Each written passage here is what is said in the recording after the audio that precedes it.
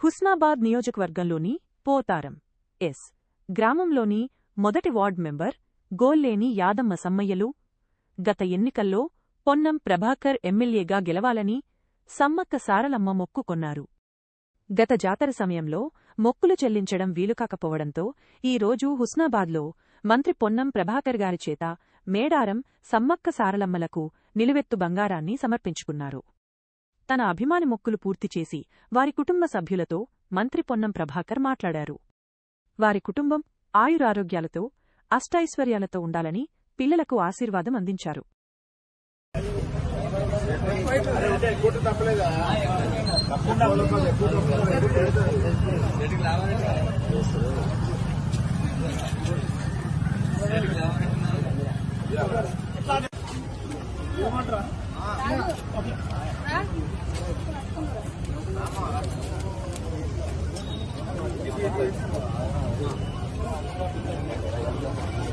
రాజు